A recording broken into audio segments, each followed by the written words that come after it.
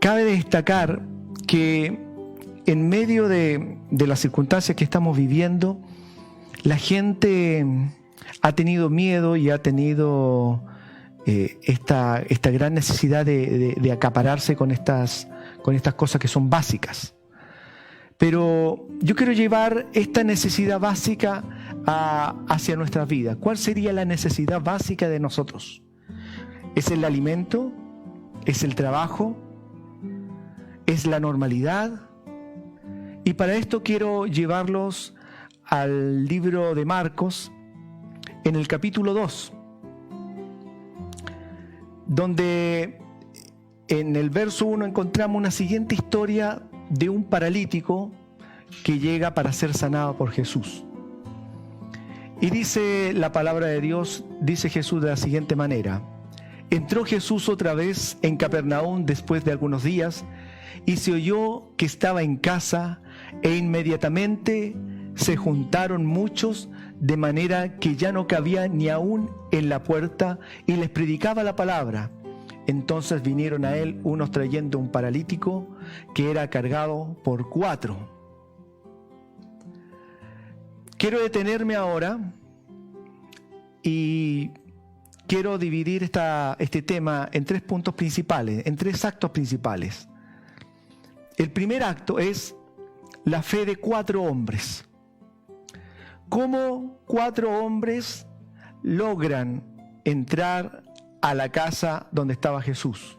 Según el relato bíblico que entrega Marcos, Jesús estaba reposando en esa casa y estaba lleno de gente, mucha gente que supo, y quiero poner mucha atención en el primer verso cuando dice, y se oyó que estaba en casa. O sea, era tal grado la noticia de que Jesús había llegado a Capernaum, que toda la gente quiso ir a verlo, que toda la gente quiso escuchar sus palabras, que toda la gente quiso ir a ver qué es lo que decía este hombre. Y en la casa donde se encontraba estaba llena, según el relato bíblico acerca de lo que dice. Dice que se juntaron muchos, de manera que ya no cabía ni aún en la puerta. Y Jesús, ¿qué es lo que hacía? Era predicar la palabra.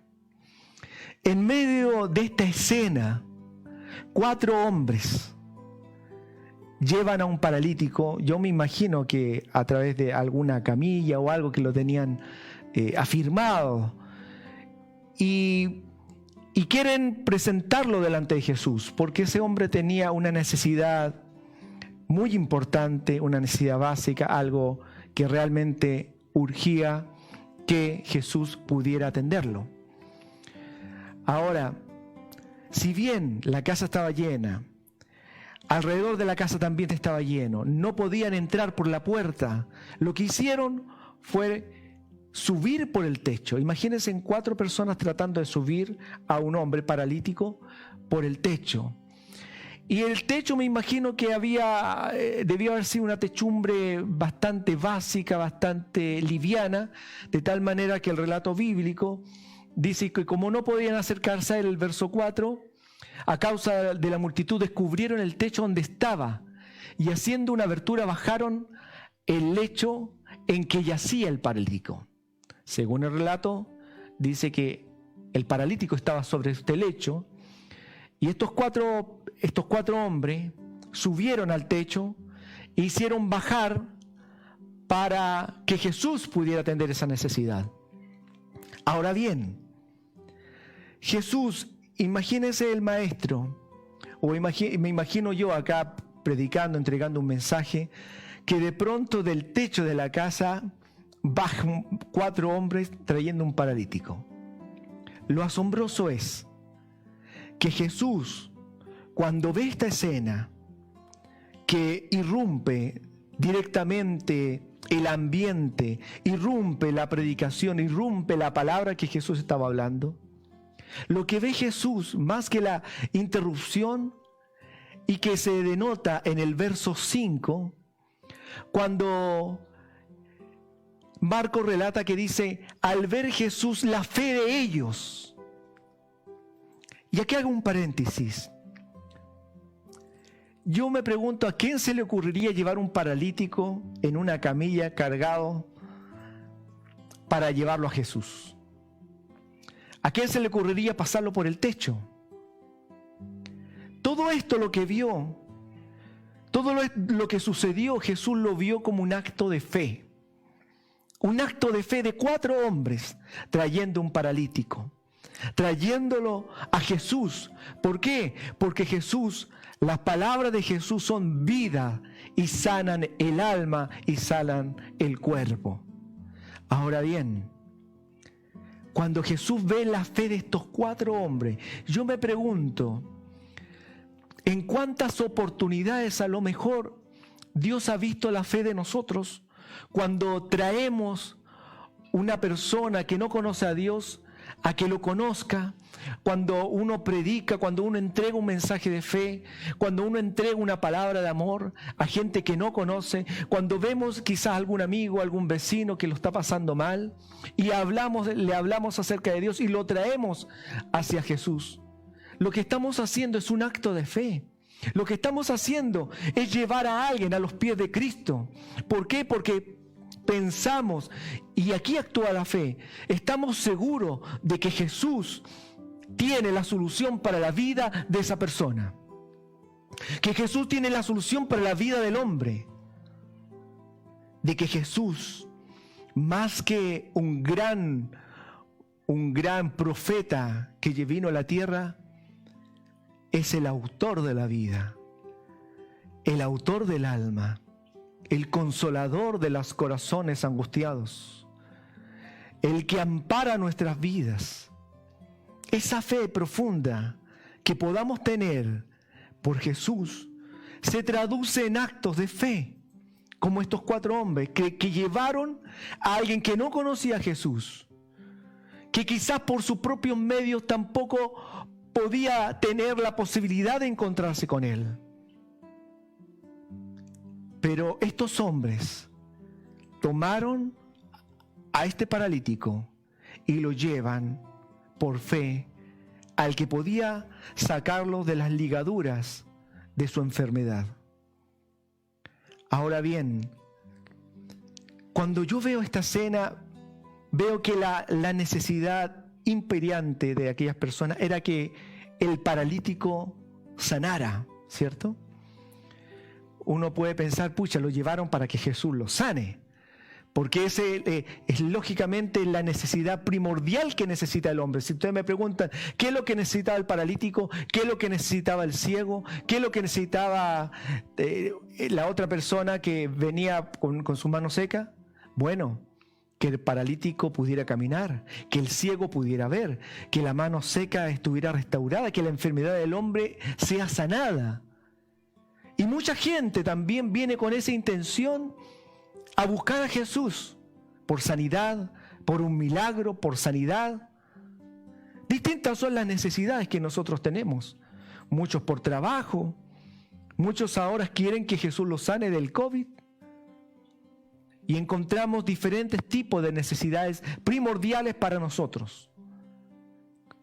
Me encanta, me fascina lo que Jesús hace, porque Jesús ve la fe de ellos y en el verso 5 de Marcos, Jesús le dice lo siguiente, dice, al ver Jesús la fe de ellos, dijo al paralítico, levántate. ¿Fue así? No. No le dijo, levántate. No le dijo, paralítico, tu enfermedad es sanada. Lo primero que hace Jesús, lo coyuntural que hace Jesús y que es primordial bajo la visión de Dios, le dijo, hijo, tus pecados te son perdonados.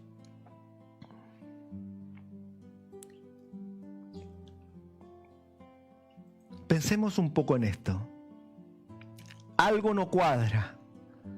Yo me imagino la cara de esos 4 hombres cuando, con mucho esfuerzo, y yo creo que ya a esta altura todos transpirados por la fuerza que tienen que hacer, por las maniobras, todo sucio, de subirse a un techo, de bajar por un techo. Y Jesús lo primero que dice, y las primeras palabras que transmite, le dice, tus pecados te son perdonados. Y con esto quiero pasar al segundo acto. lo que el paralítico necesitaba. ¿Qué necesitaba el paralítico? Muchos dirán ser sanado. ¿Cuál es tu necesidad? ¿Cuáles son tus necesidades? ¿Qué es lo que quiere de Jesús? Yo no conozco tu vida, desconozco lo que hay en tu corazón, desconozco tu situación, pero sí puede haber un tipo de necesidad primordial para tu vida. Y con esto quiero decir que Jesús lo que hizo en primer lugar fue atacar la causa del sufrimiento humano. ¿Por qué? Porque la causa del sufrimiento humano, la causa de las enfermedades, hoy día hay muchas necesidades. Hay hambre a nivel mundial, hay pandemia a nivel mundial, hay guerras, hay muchas cosas que nosotros podemos estar pidiendo en oración. Pero todo tiene su origen, todo tiene una causa, una razón de ser. Y esa razón es el pecado del hombre. La palabra de Dios, la Biblia, deja muy en claro que por causa del pecado del hombre, nosotros hemos recibido las consecuencias de lo que significa haber pecado contra Dios. Que lo que es pecar es desobedecer a Dios. Que lo que es pecar es no tomar en cuenta las palabras de Jesús. Es no tomar en cuenta lo que dice la Biblia. El resultado de no tomar en consideración eso nos vuelve pecaminosos delante de Dios. Y el pecado nos separa de Dios. Y por esta causa de que el pecado nos separa de Dios, tenemos guerra, tenemos hambre, sufrimos enfermedad en nuestro cuerpo y la paga más grande que es la muerte. Y tenemos que ver muerte. Pero en un principio no fue así. Y es por eso que Jesús, primero que nada, si usted empieza a leer la Biblia, empieza a ver los pasajes, los milagros, lo primero que Jesús hacía era perdonar el pecado. Atacaba la raíz, atacaba la causa del sufrimiento humano. Y por eso Jesús le dice, tus pecados te son perdonados. Si tú quieres que Jesús haga algo en tu vida, si tú quieres y tienes una necesidad grande porque quedaste sin trabajo, porque estás enfermo, porque necesitas pedir por tu matrimonio, por tu familia, por tu hogar, no sé, hay tantas cosas que podemos hablar, hay tantas cosas y razones por qué buscar a Dios, sobre todo en estos tiempos. No lo sé, pero lo primero es pedirle perdón a Dios. Y decirle, Señor, lo primero que hagas en mi vida, necesito que me perdones, que perdones mi pecado. Ahora, el pensamiento judío en aquella época tenía una relación directa entre el pecado y el sufrimiento. En aquella época la gente pensaba de que si alguien en la vida sufría, era por causa del pecado. Si alguien nacía ciego, era quizás porque los papás habían pecado o él mismo había pecado contra Dios. Entonces, ese pensamiento existía en aquella época. Por lo cual, nos sirve también para ilustrar lo que ocurre hoy día con nuestras vidas. Que lo que pasamos, lo que sufrimos, más que la buena suerte, la mala suerte, la buena fortuna o la mala fortuna, es que si no estamos en una buena relación con Dios, vamos a seguir sufriendo solos. La diferencia está en que cuando yo le pido perdón a Dios por mis pecados, me reconcilio con Él, y esa reconciliación hace que yo sea un pecador arrepentido, y eso marca la diferencia. Ahora bien, viendo la escena de este paralítico, para mí también me sirve para ilustrar el pecado. Cuando nosotros estamos bajo pecado, es como el paralítico. Nos mostramos débil y nos mostramos también paralizados frente a cualquier cosa que podamos hacer frente a Dios. El paralítico no podía moverse por ser paralítico. Su cuerpo estaba totalmente débil porque usted sabe que cuando nuestro cuerpo necesita el ser ejercitado, si nosotros quedamos postrados por 2, 3 semanas sin movernos, ¿sabe lo que ocurre con nuestros músculos? Se debilitan. Nuestro organismo se debilita porque fuimos hechos para estar activos. Y el pecado, eso es lo que hace al hombre, lo debilita. Le debilita sus fuerzas. Un hombre que no está reconciliado con Dios, un hombre que no busca a Dios, un hombre que no toma en cuenta la Biblia es como un paralítico. Está paralizado frente a las cosas del destino. Se encuentra imposibilitado de poder hacer más allá de su propia fuerza o de su propia fortuna. El hombre sin Cristo, el hombre que se encuentra alejado de las cosas de Dios, es un paralítico andante.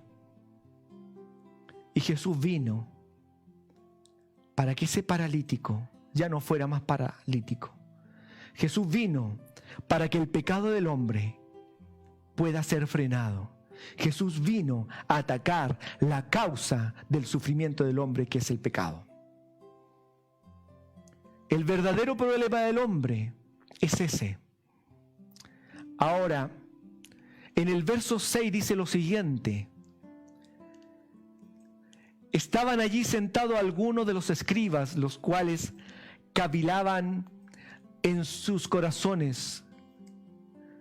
¿Por qué habla este así? Blasfemias dice. ¿Quién puede perdonar pecados sino solo Dios?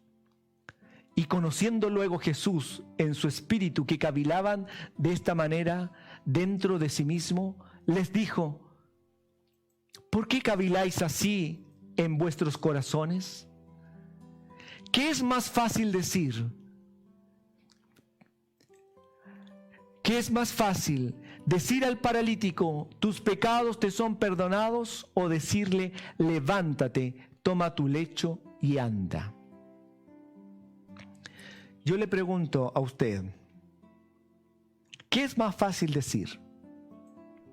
¿Tus pecados te son perdonados? ¿O decirle, levántate tu lecho y anda? Yo siempre pensaba en este versículo y uno lo puede analizar así muy textualmente y decir, pucha, a lo mejor obviamente es más fácil decir tus pecados. Cualquiera puede decir tus pecados te son perdonados. Pero bajo el contexto bíblico de aquella época, el que perdone los pecados es más fuerte o es más difícil que levantar el lecho de que ocurriera un milagro, de que la persona sanara. En otras palabras, me explico. Era más fácil para el estilo de pensamiento de aquella época que una persona se pudiera sanar por remedios, por cosas así, pudiera recuperar la salud, que decirle que los pecados de ese hombre han sido perdonados. ¿Sabe por qué? Porque si alguien decía que los pecados eran perdonados, en primer lugar era un atributo que solamente lo podía hacer Dios. Y en segundo lugar, una persona que ha sido perdonada del pecado no puede estar enferma. Por lo tanto, era incoherente para aquella época pensar de que si había un paralítico, porque ellos cavilaban y decían, este está blasfemando. Fíjense que empiezan y se da el tiempo, Marco, de dejar esta frase y de indicar lo que estuvo ocurriendo en ese momento. Que la importancia, fíjense, no radicaba en que la persona sea sanada o no, sino radicaba en que los pecados del hombre sean perdonados. Ahora, perdonar sus pecados era realmente mucho más difícil que sanarlos. ¿Sabe por qué? Porque perdonar los pecados implicaba ir a la cruz. Perdonar los pecados implica morir en la cruz del Calvario.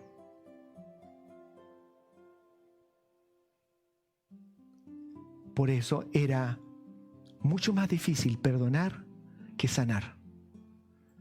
En el pensamiento bíblico, en el pensamiento de Dios, lo más difícil era perdonar, porque para perdonar, la justicia requiere un sacrificio. Por eso la Biblia nos dice: he aquí el Cordero de Dios que quita el pecado del mundo. Jesús, para poder haber perdonado a este hombre, lo que estaba haciendo, en otras palabras, por el hecho de perdonar a este hombre, tengo que ir a la cruz a morir. Es más difícil que sanar. Porque a Jesús, el perdonar nuestro pecado, le implicó la cruz del Calvario. Él vino a morir por nosotros. En 1 de Juan, capítulo 3, verso 5, dice lo siguiente: y sabéis que Él apareció para quitar nuestros pecados, y no hay pecado en Él. ¿Para qué vino Cristo? ¿Para qué vino Cristo? ¿Vino a sanar? ¿Fue el propósito de Jesús venir a sanar a la gente de aquella época? Amigo, el propósito de Jesús, revelado en su palabra, en los libros, es venir a quitar el pecado del mundo, la raíz del problema, la raíz de la enfermedad del hombre y de la humanidad. Jesús vino a morir por tu pecado y por mi pecado, por el pecado de todo aquel que ha confesado a Jesucristo como Señor y Salvador. Jesús vino a morir por todo el mundo, pero son muy pocos los que lo reciben, porque recibir a Cristo implica buscarle, implica seguirle, implica tomar en cuenta la Biblia, su palabra. Hoy día es más fácil seguir una religión, es más fácil opinar acerca de Dios, filosofar, hacer teología de las cosas de Dios, pero seguirle, considerar la Biblia, son de pocos, no de muchos. Jesús vino a quitar el pecado. Y es por eso que lo primero que hizo con el paralítico fue apuntar al meollo del asunto, a la raíz. No era la enfermedad. La enfermedad era consecuencia del pecado. Jesús vino a limpiar al hombre, tal como hoy día lo puede hacer con tu vida, con la vida de muchas personas. Acercarse a Cristo para que este paralítico que nosotros llevamos sea perdonado de todo nuestro pecado y podamos tener paz con Dios. Dicho eso, paso al tercer acto y final. Los beneficios de estar en amistad con Dios.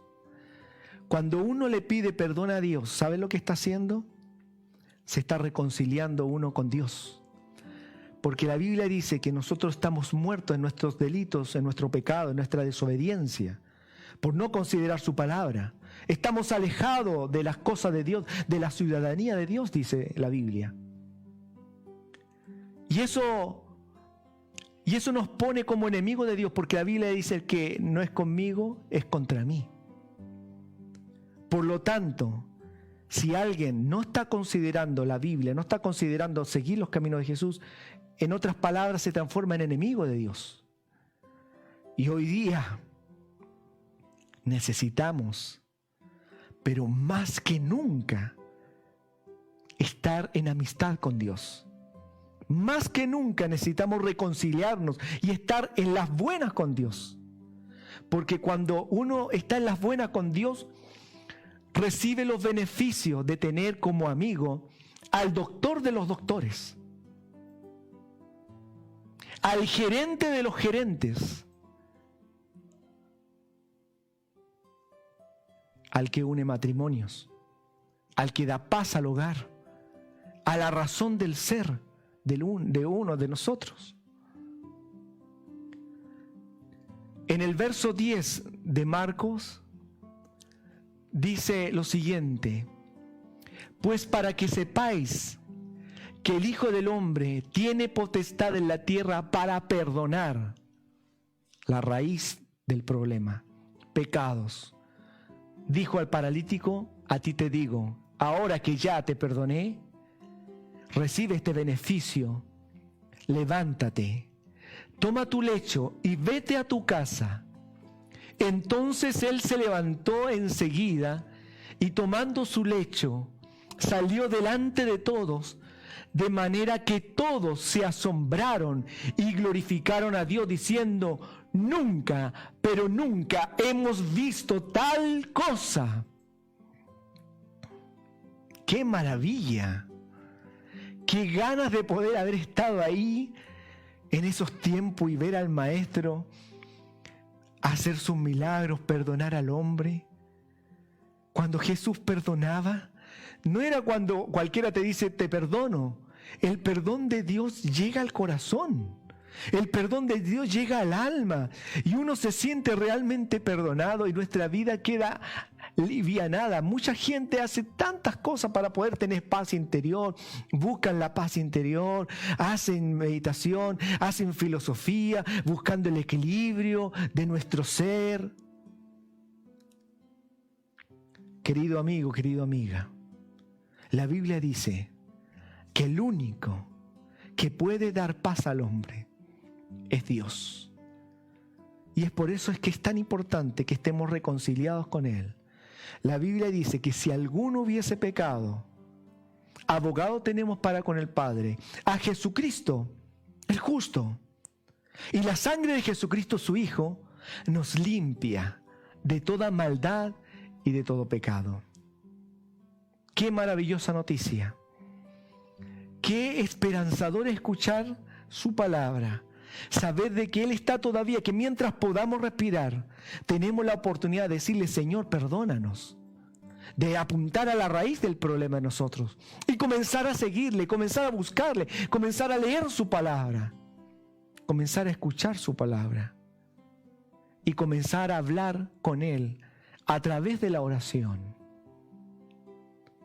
Por eso quiero terminar con una oración donde te invito a orar junto a mí para pedirle perdón a Dios por nuestro pecado, por no tomar en consideración su palabra y por cualquier cosa que tú hayas hecho que venga a tu mente y que tu corazón te diga: pucha, en esto has ofendido a Dios.